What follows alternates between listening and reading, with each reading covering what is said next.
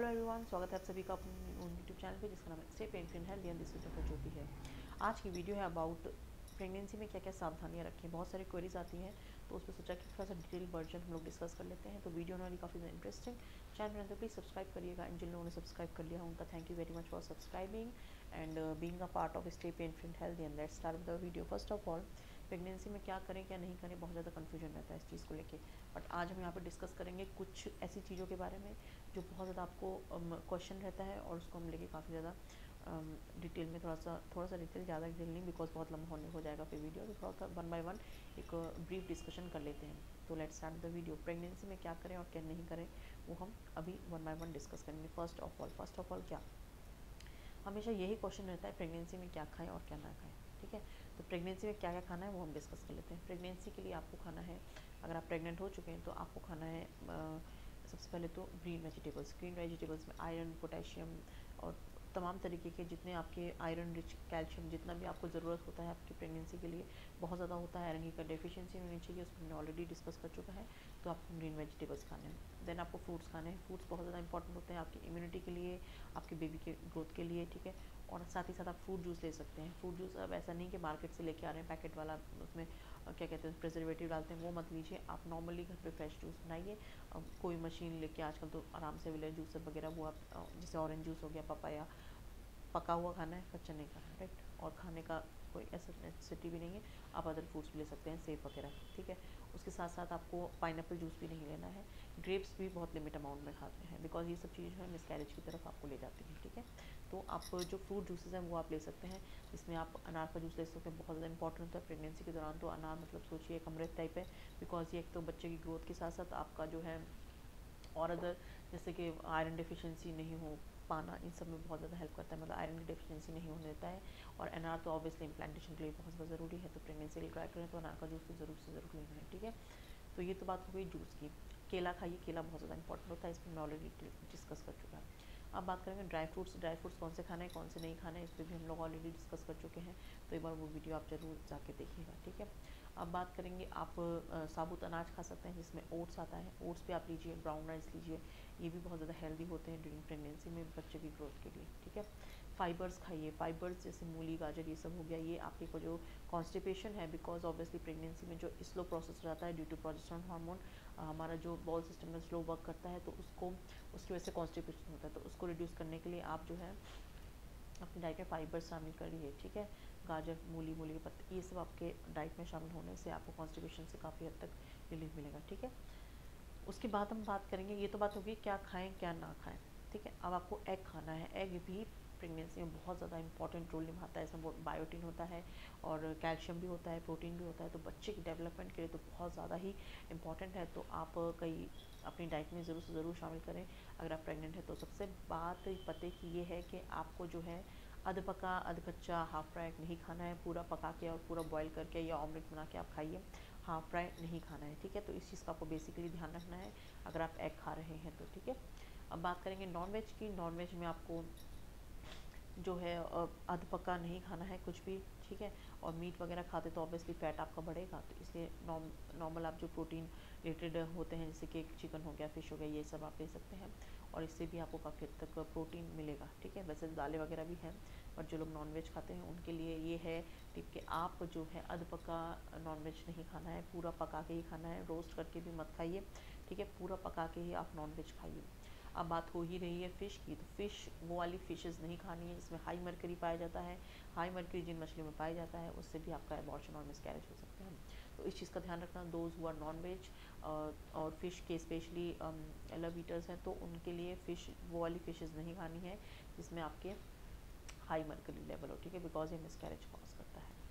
Next हम बात करेंगे, बहुत ज़्यादा ये क्वेश्चन आता है कि मैम पैदल चलें कि नहीं चलें। और पैदल आप चलिए बिकॉज पैदल चलने से आपका जो लोअर लेग्स की जो एक्सरसाइज है वो होती है, फ्लेक्सिबिलिटी इंक्रीज़ होती है और आपका जो नॉर्मल डिलीवरी होने की भी संभावना रहती है। ठीक है, तो आपको वॉकिंग करना ज़रूरी है, बट एकदम ज़्यादा वॉक नहीं करना है, मतलब फास्ट नहीं करना है, स्लो आराम से, जो आपकी नॉर्मल स्पीड है उसके हिसाब से करिए, ज़्यादा फास्ट वॉकिंग नहीं करनी है, ठीक है। उसके बाद कहेंगे दूध। दूध पीना बहुत ज़्यादा इंपॉर्टेंट है। अनपास्चराइज्ड मिल्क नहीं लेना है, पास्चराइज्ड मिल्क लेना है। ये बिकॉज इसमें भी बैक्टीरिया हो सकता है तो आपको प्रॉब्लम करेगा, तो इसलिए आपको दूध जो है पूरा पका के आराम से पीजिए। और दूध पीना बहुत ज़्यादा इंपॉर्टेंट है बच्चे की ग्रोथ के लिए, because it's a source of calcium, and calcium is for bones. तो बोन्स, हड्डियाँ मजबूत करनी है तो आपको दूध तो पीना ही पड़ेगा, ठीक है। और आपके लिए भी इंपॉर्टेंट है और आपके बच्चे के लिए भी, इस चीज़ का ध्यान आपको बहुत ज़्यादा रखना है।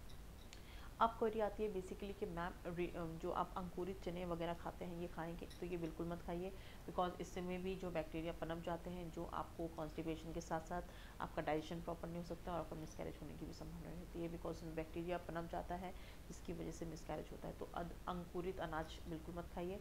आप जो है नॉर्मल पूरा, जैसे मैंने अभी बात करी, पूरा पका के खाना है, अध कच्चा अध पका कुछ भी नहीं खाना है, ठीक है। अब बात करेंगे हम कि रिलेशन बनाने में बहुत ज़्यादा क्वेरीज आती है, तो इस पर I will make another video in detail version. उसमें हम लोग डिस्कस करेंगे कि रिलेशन बना सकते हैं कि नहीं बना सकते हैं, बिकॉज रिलेशन बनाना एक बहुत बड़ा सवाल होता है ड्यूरिंग प्रेगनेंसी। तो उसके लिए आप अपने प्रॉपर डॉक्टर से कंसल्ट करें, बिकॉज हर एक महिला की कंडीशन अलग अलग होती है। किसी के बहुत मिसकैरेजेस हो चुके हैं होते हैं, कोई फर्स्ट टाइम ट्राई कर रहा होता है, तो एक बार डॉक्टर से कंसल्ट करना बहुत ज़्यादा ज़रूरी है कि आप जो है रिलेशन बना सकते हैं कि नहीं बना सकते हैं, ठीक है। बट हम लोग डिटेल में बाद में एक वीडियो में डिस्कस करेंगे इस चीज़ को, ठीक है। उसके बाद हम बात करेंगे कि घर के काम कर सकते हैं, तो इस पर भी एक वीडियो बनाया है, घर के कौन से काम आप कर सकते हैं, कौन से नहीं कर सकते हैं, वो वीडियो जाके ज़रूर देखना। प्लस ड्राइविंग वगैरह कर सकते हैं, वो वीडियो भी आप ज़रूर देखना, two wheeler specially, because everybody is now के वर्किंग वुमेंस होती हैं और वो ड्राइविंग करती हैं, तो उसमें किस तरीके की आपको सावधानी रखिए, इस चीज़ का भी आप ध्यान रखिए, और वो वीडियो ज़रूर से ज़रूर देखना, आपको इन्फॉर्मेशन मिलेगी, ठीक है। अब बात करेंगे एक्सरसाइजेस की, तो एक्सरसाइजेस ज़्यादा जंपिंग जैक्स मत करिए, आप लोअर लेग की स्ट्रेचिंग्स एक्सरसाइजेस कर सकते हैं, डीप ब्रीदिंग एक्सरसाइजेस कर सकते हैं, आप मेंटल रिलैक्सेशन करेंगे, प्लस लोअर लिम्ब की स्ट्रेचिंग एक्सरसाइजेस कर सकते हैं, ठीक है। तो वो आप करने से भी आपकी फ्लेक्सिबिलिटी जो है काफ़ी हद तक इंक्रीज़ होती है। स्क्वाट्स कर सकते हैं, वॉल स्क्वाट्स कर सकते हैं, फिजियो बॉल स्क्वाट्स कर सकते हैं, ये भी आपकी जो है लोअर लिम्ब, लोअर लेग्स की स्ट्रेंथनिंग यू कैन से, और आपको जो है टूवर्ड्स नॉर्मल डिलीवरी की तरफ ये फोर्स करते हैं, ठीक है।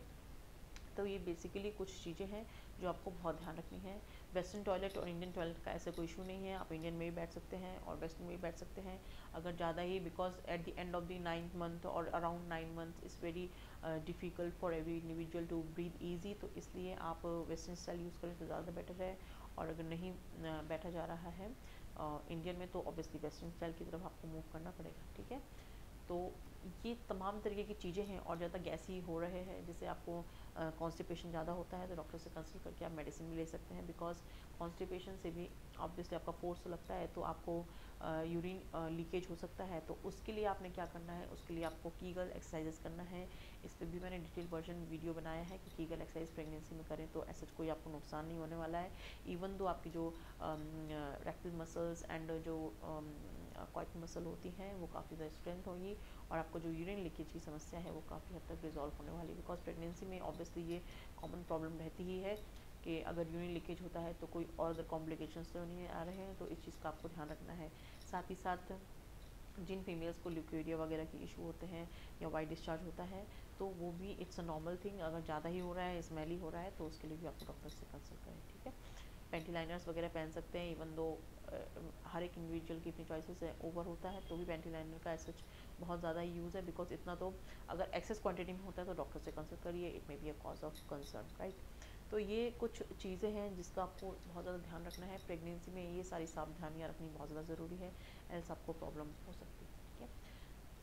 तो एक हमने शॉर्टकट मेथड से डिस्कस कर लिया है कि क्या करना है क्या नहीं करना है, ठीक है। और कैफ़ीन का भी यूज़ कम करिए, because most of the peoples use caffeine, coffee, चाय और क्या कहते हैं बिस्किट्स एंड जो जिसमें कैफ़ीन ज़्यादा होता है, प्लस चॉकलेट्स, तो इन सब चीज़ों को थोड़ा सबसाइड करिए और कम करिए, देन आपकी प्रेगनेंसी जो है हेल्दी रहने वाली है। तो यहाँ पे हमने कुछ टिप्स शेयर किए हैं, होप आप सभी को इन्फॉर्मेशन मिले। जल्दी वीडियो लेके आएंगे नया, तब तक take care of yourself and thank you very much.